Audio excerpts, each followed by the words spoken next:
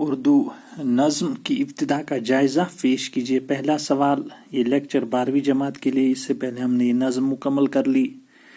اقبال کی ایک آرزو، اسی سے متعلق کچھ سوالات۔ اردو نظم کی ابتدا کا جائزہ پیش کیجیے۔ جواب اس کا، اردو شاعری کے اندر اگرچہ نذیر اکبر آبادی نے نظم نگاری کی ابتدا کی، مگر صحیح معنوں میں اس کی ترقی آزاد حالی اسماعیل میٹھی اور درگا سائے سرور کے ہاتھ ہوئی، اور علامہ اقبال نے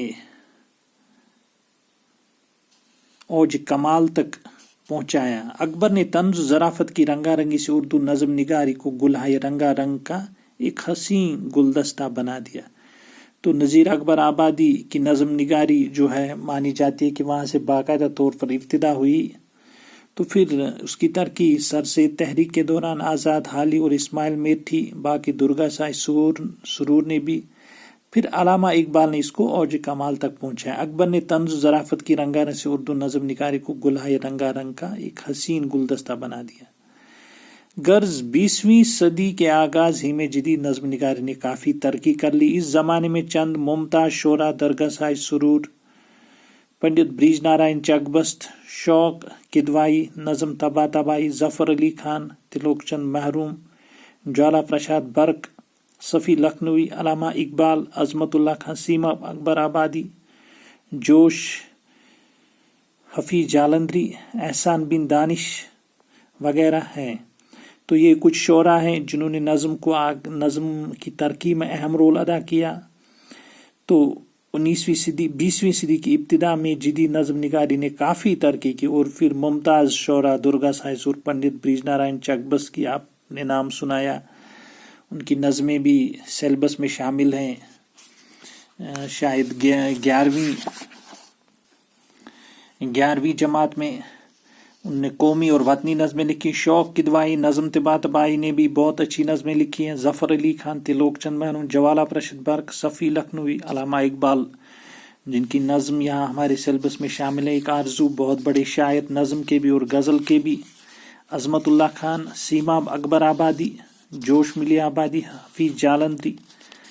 تو یہ بڑے شاعر ہیں 20ویں صدی کی ابتدا میں۔ جو پچھلی صدی تھی، آج 21ویں صدی چل رہی، اور 20ویں صدی کی ابتدا، آج سے 100 سال پہلے کی بات، تو ان دنوں یہ شاعر یہ نظمیں لکھ رہے تھے، اور بڑے شعراء میں ان کا شمار ہوتا ہے۔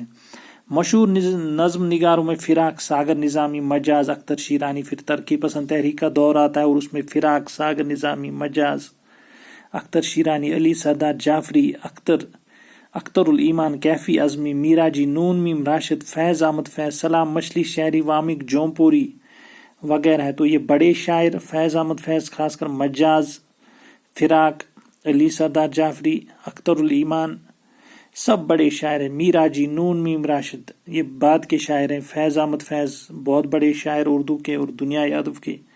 ان میں سے بعض شعراء نے موضوع کے علاوہ نظم کی حیت میں بھی انقلاب پیدا کرنے کی کوششیں کی۔ نظم مورا اور آزاد نظم بھی کثرت سے لکھی گئی۔ جو نظم مورا اور آزاد نظم ہے، قافیہ اور باقی وزن کا مسئلہ ان نظموں میں ہوتا ہے کہ کیسے، وہ ہم آگے پڑھیں گے جو سیلبس میں ہیں، ان میں الگ لیکچر میں ان کی وضاحت کریں گے۔ خلیل الرحمن اعظمی، وزیر آگا، مظہر الامام، برراج کومر، شہریار ندا فاضلی، شمس الرحمن فاروقی وغیرہ نے نظم نگاری کو ایک نئی جہت دی۔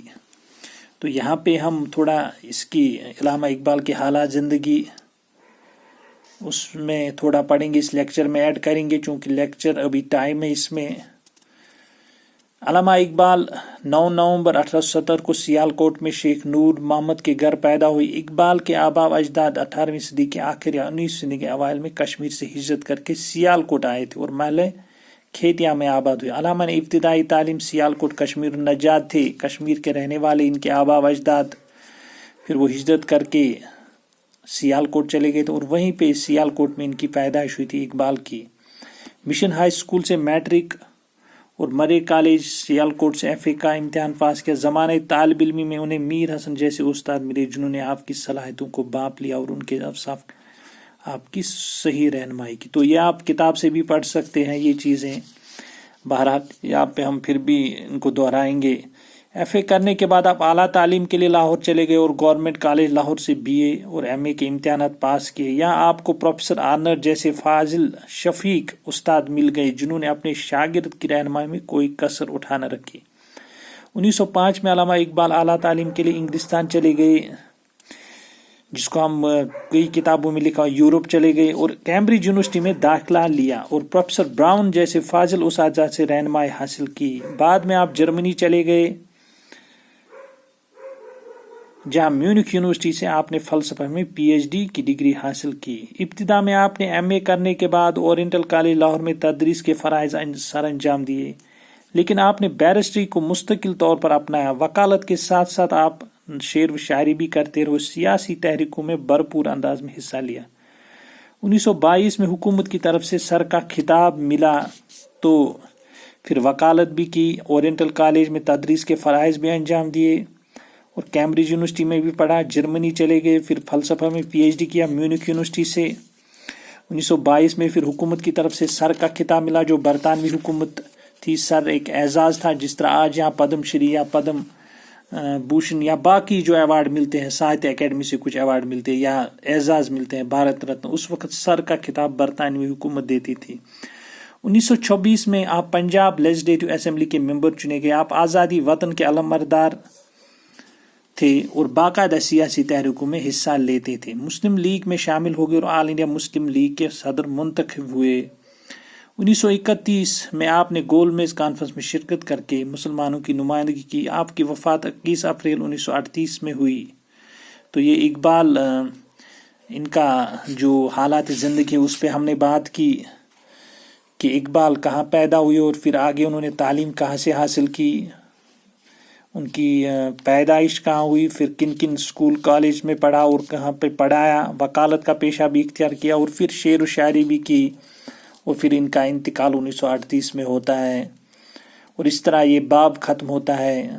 ایک جو ایک مسلمانوں کی تحریک تھی یا اردو ادب کے ایک بڑے شاعر کا وہ ایک دور عہد تھا، وہ بھی ختم ہوتا ہے وہیں پر.